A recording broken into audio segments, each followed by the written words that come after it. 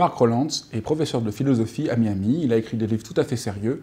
Et un jour, il a adopté un tout petit loup brenin qui a grandi, qui est devenu un immense loup, avec lequel il a une relation d'amour extrêmement profonde. Et son loup ne voulait plus être sans lui. Donc il a dû emmener son loup en cours, à l'université, dans tous ses voyages, en France où il a une maison. Il était inséparable de son loup, et comme il est philosophe, vivre avec son loup l'a conduit à se poser plein de questions. Le loup nous semble la face sombre de l'humanité, quelque chose dont on a peur. Pourtant, la racine de loup pousse, c'est la lumière.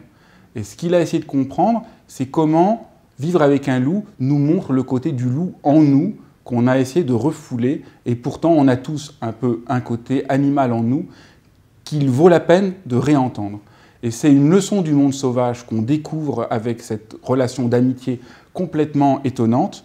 Et le sous-titre du livre, c'est « Liberté, fraternité, leçon du monde sauvage ». Parce que ce que lui apprend Brenin, c'est la liberté, une étrange fraternité, un nouveau rapport avec les êtres humains. Parce que Brenin, il y a une chose qu'il ne fait jamais, il ne ment pas. Ce qui conduit Rylance à se poser la question, est-ce que la morale n'est pas nécessaire parce que les êtres humains ont pris l'habitude de mentir?